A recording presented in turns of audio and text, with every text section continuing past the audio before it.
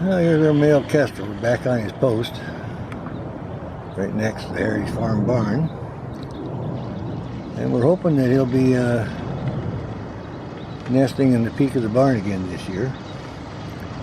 They've done that in past years, so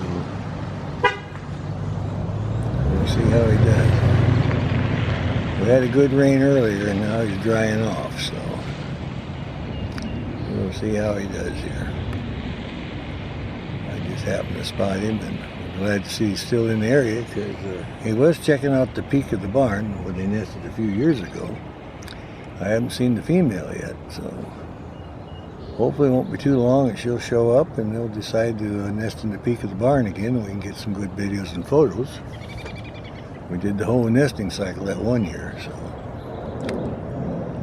we're just keeping an eye on him. And it was raining hard this morning, and oh my goodness, it was really coming down, so all our hawks and falcons have got to dry off now, so that's kind of what our male kestrel's doing here. We just saw the adult Cooper hawk down by the culvert with the bird seed, and she was sitting up in the tree drying off. Then she flew back over towards the 212 pond, because that's where they had a nest the last 2 years, so I'm sure they're starting to set up their territory over there, and we'll be checking that out.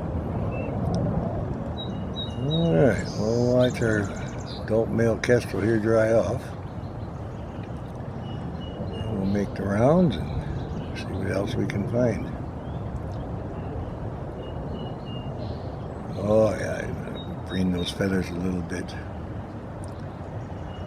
We'll just stay focused on him as long as he's active a little bit here. See if he spreads that tail out for us.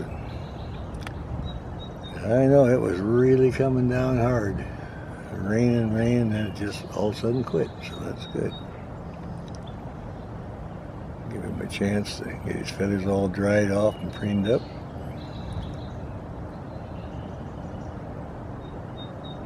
We'll keep an eye on him for a little bit. Like I say, we're always looking for the female. She should show up any time now.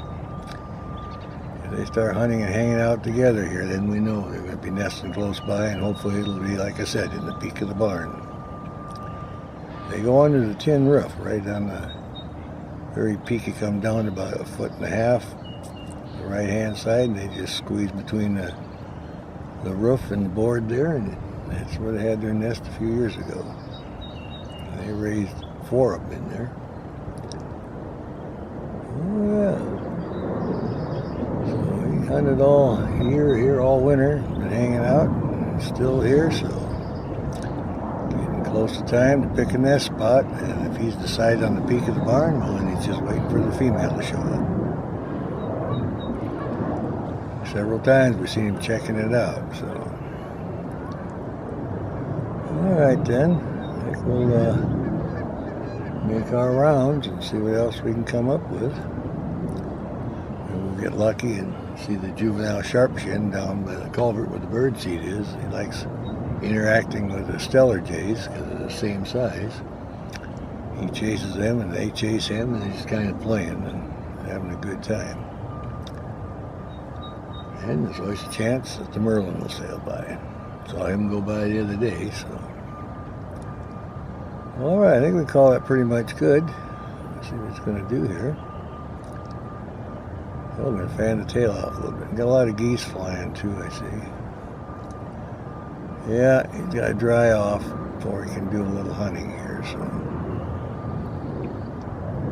it's a good time to come when it's raining, because the birds got to hunt and dry off either way. A rainy day is sometimes good. You get them preening, and it works out really good for photos and videos.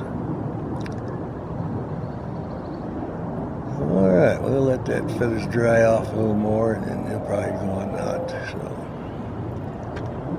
enjoy the video, and we'll get back to them later.